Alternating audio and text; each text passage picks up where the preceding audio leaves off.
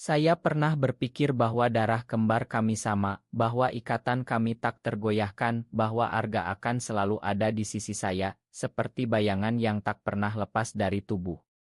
Tapi malam itu, ketika rahasia saya terbongkar, segalanya hancur. Saya ingat betul, hujan deras mengguyur Jakarta, petir menyambar seperti hukuman Tuhan, dan Arga menatap saya dengan mata penuh kebencian yang belum pernah saya lihat sebelumnya. Semuanya bermula dari Otto itu. Otto lama di ponsel saya bersama Rea, kekasih saya yang rahasia. Kami berdua tersenyum di pantai Anyer, tangan saling genggam di balik selendang. Saya lupa menghapusnya. Arga meminjam ponsel saya untuk menelepon temannya, dan saat itu layar terbuka. Dia membeku. Saya melihat wajahnya memucat, tangannya gemetar memegang ponsel. Apa ini, Adi? Suaranya datar, tapi saya tahu badai sedang datang.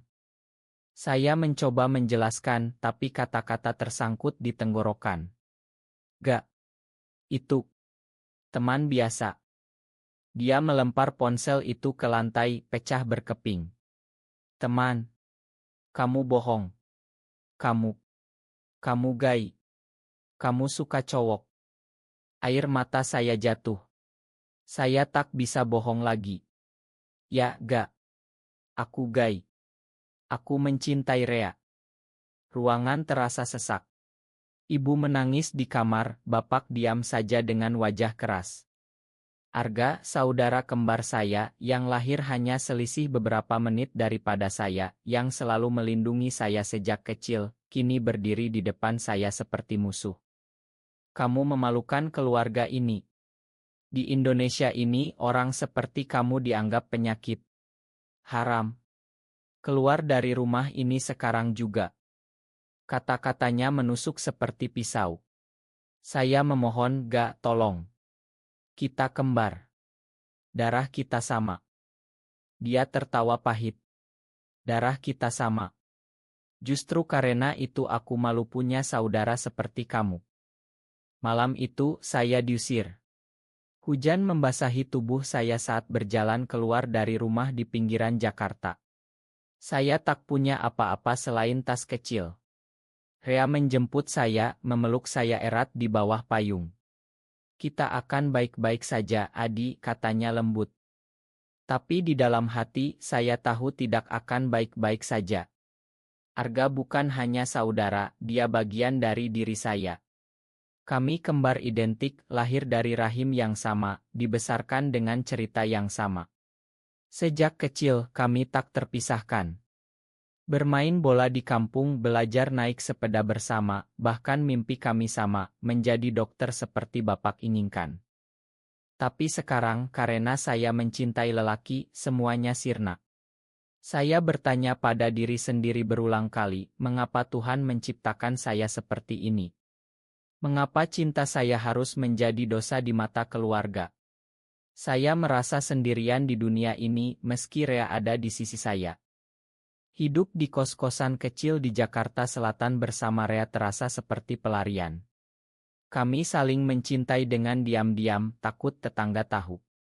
Rea bekerja sebagai desainer grafis, saya kuliah semester akhir di Universitas Negeri. Kami bahagia dalam kesederhanaan, tapi setiap malam, saya bermimpi tentang Arga. Wajahnya yang marah menghantui saya. Kenapa kamu diam saja? Tanya Rea suatu malam saat saya terbangun dari mimpi buruk. Aku rindu Arga. Dia saudaraku. Rea mengelus rambut saya. Dia akan mengerti suatu hari nanti. Tapi saya ragu. Di masyarakat Indonesia, gay seperti saya sering dianggap penyimpangan. Keluarga lebih memilih memutus hubungan daripada menerima. Saya sering mendengar cerita teman-teman di komunitas tersembunyi, diusir, dipaksa nikah, bahkan dikirim ke dukun untuk disembuhkan. Saya mencoba melupakan. Fokus pada Rea, pada cinta kami yang murni. Kami berjalan di taman kota saat senja, tangan saling genggam di balik jaket. Rea selalu bilang, cinta kita tak salah, Adi. Yang salah adalah mereka yang tak mengerti. Tapi dalam hati, konflik terus menggerogoti. Saya merasa bersalah telah menyakiti keluarga, tapi juga marah karena mereka tak mencoba memahami. Arga, khususnya. Kami pernah berjanji tak akan pernah berpisah. Kita satu darah, katanya dulu saat kami kecil, saat saya jatuh dan berdarah, dia ikut menangis. Kini darah itu seolah terpisah selamanya. Beberapa bulan berlalu. Saya jarang pulang, hanya sesekali menelepon ibu yang selalu menangis diam-diam, bapak tak pernah angkat telepon. Arga. Dia blokir nomor saya. Saya berusaha tegar. Rea menjadi penyangga saya. Cinta kami tumbuh lebih dalam, penuh kelembutan dan pengertian.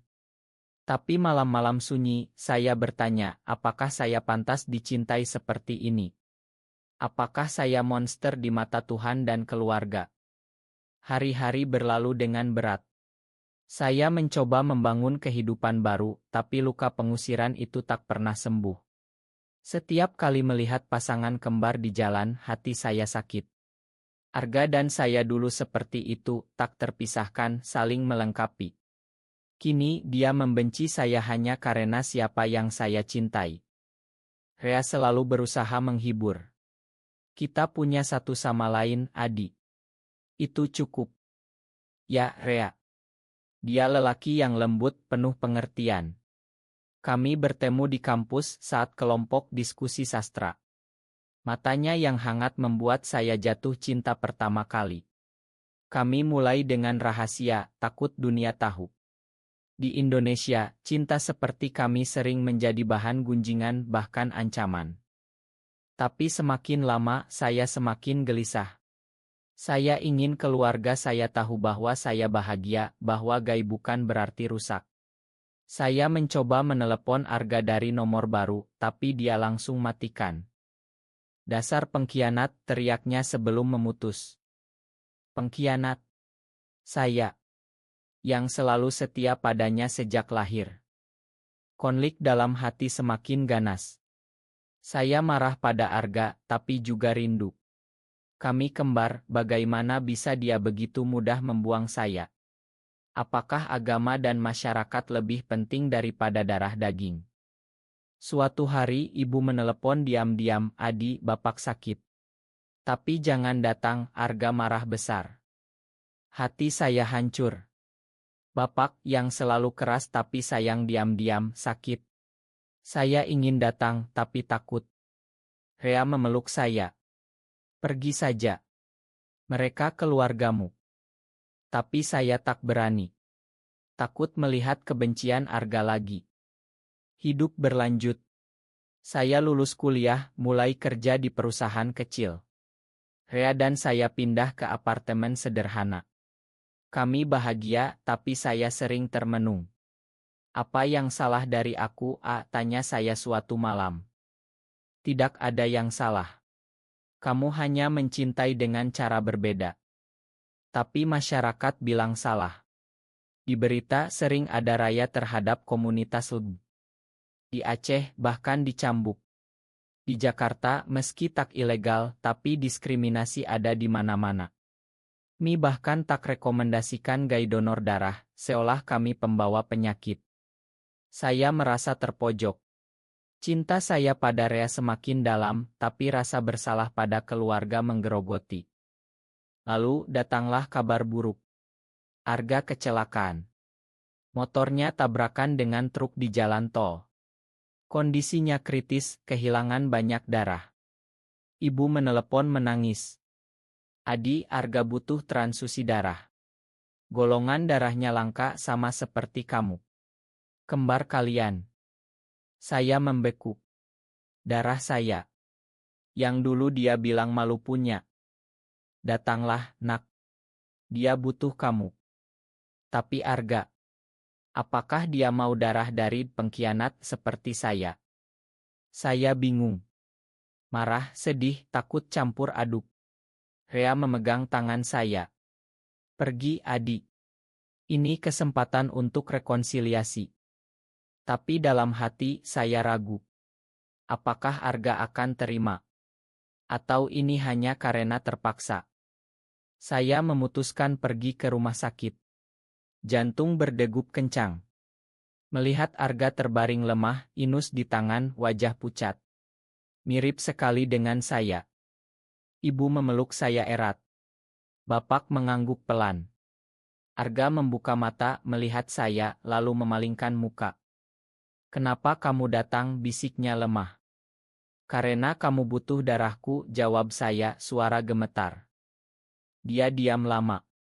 "Aku tak butuh darah dari orang seperti kamu." Kata itu menusuk lagi.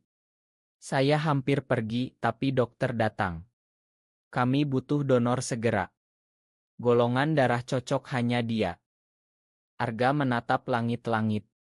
Air mata mengalir di pipinya. Saya duduk di sampingnya. "Gak, kita kembar. Darah ini milik kita berdua." Dia tak jawab. Tapi saat perawat siapkan transfusi, dia tak menolak. Proses berlangsung. Darah saya mengalir ke tubuhnya. Saya merasa aneh, seolah bagian dari saya kembali padanya. Setelah itu, dia diam, saya pulang dengan hati campur aduk. Beberapa hari kemudian, Arga pulih perlahan. Ibu bilang dia sering termenung. Apakah ini akhir dari kebencian? Atau hanya sementara? Saya tak tahu. Tapi harapan kecil muncul di hati. Darah saya kini mengalir di tubuh Arga.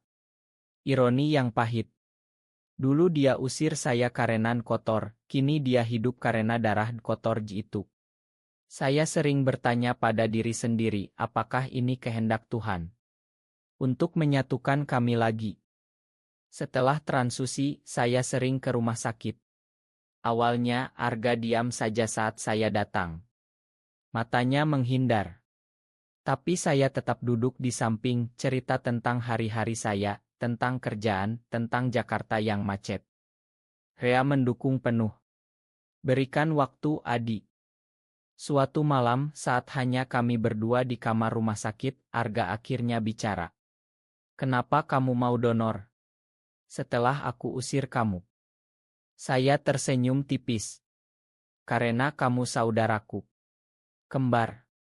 Tak ada yang bisa ubah itu." Dia menangis pelan. "Aku takut, Adi. Takut masyarakat bilang apa. Takut keluarga malu. Di masjid Usta bilang gay itu dosa besar." Saya pegang tangannya. "Aku juga takut, Gak. Tapi aku tak bisa ubah siapa aku. Aku lahir begini." Dia diam lama. "Aku salah. Aku marah karena aku tak mengerti. Aku pikir kamu pilih jadi begitu." Konflik dalam hatinya terlihat jelas. Sebagai lelaki Indonesia biasa, dibesarkan dengan nilai agama ketat, menerima saudara gay bukan mudah. Tapi perlahan dia mulai tanya tentang Rea. "Dia baik sama kamu?" "Ya. Dia cinta aku apa adanya." Arga mengangguk pelan. "Makan aku, Adi." Kata Ma itu seperti obat. Air mata kami jatuh bersama. Arga pulang dari rumah sakit. Keluarga mulai terima saya lagi meski pelan. Bapak masih diam, ibu lebih hangat. Tapi ada pengkhianatan kecil. Saat Arga pulih, dia cerita pada teman-temannya bahwa kecelakaan itu karena stres keluarga, tanpa sebut saya gay. Saya kecewa, tapi mengerti. Tak bisa ubah semuanya sekaligus. Cinta saya pada Rea semakin kuat. Kami mulai lebih terbuka, meski hati-hati. Suatu hari, saya ajak Rea ke rumah. Arga tegang, tapi salam hangat. "Senang bertemu," kata Rea sopan. Arga balas salam. Langkah kecil. Tapi konflik tak hilang. Di kampung gosip mulai. Adi yang gay itu donor darah buat Arga. Orang-orang bisik-bisik. Arga ditekan teman-temannya. "Jangan deket lagi sama dia, Gak. Nanti ketularan." Dia bingung lagi. Malam itu dia telepon saya. "Adi, aku capek. Aku mau terima kamu, tapi masyarakat." Saya paham. Konflik batinnya lebih berat dari saya. Kita butuh waktu, gak? Ya, waktu. Dan pengertian. Waktu berlalu, tapi luka lama kadang terbuka lagi. Arga mulai terima saya, tapi tak sepenuhnya. Dia bilang, aku cinta kamu sebagai saudara, tapi gaya hidupmu. Aku tak setuju. Kata itu sakit. Gaya hidup. Seolah cinta saya pilihan, bukan takdir. Saya sering bertengkar dalam hati. Ingin marah, tapi ingat dia baru saja selamat karena darah saya. Rea selalu sabar.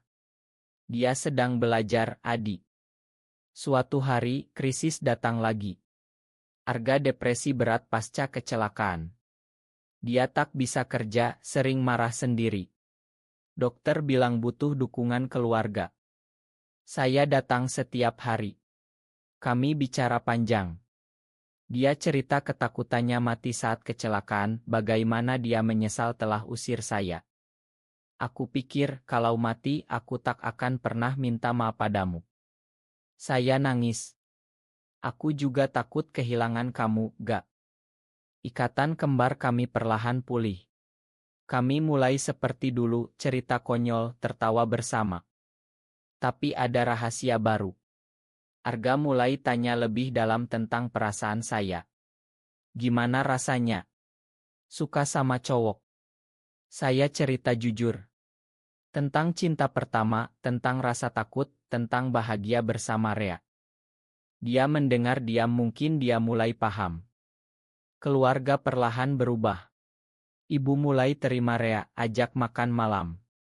Bapak meski diam, tak usir lagi. Tapi masyarakat luar masih sulit. Ada tetangga yang jauhi kami. Arga ditekan lagi. Aku harus pilih, Adi. Keluarga atau masyarakat? Saya jawab, pilih hati nuranimu. Dia memeluk saya erat. Aku pilih kamu. Momen itu penuh emosi. Saudara kembar akhirnya bersatu lagi. Emosi semakin dalam. Arga mulai bela saya di depan teman-temannya. Adi saudaraku. Siapa bilang dia salah, berarti salah sama aku juga. Berani sekali dia. Di Indonesia, membela Gai butuh keberanian besar. Tapi balasannya datang. Teman-temannya menjauh, bilang Arga terpengaruh. Dia sedih tapi tegar. Aku tak mau kehilangan kamu lagi, Adi. Kami semakin dekat.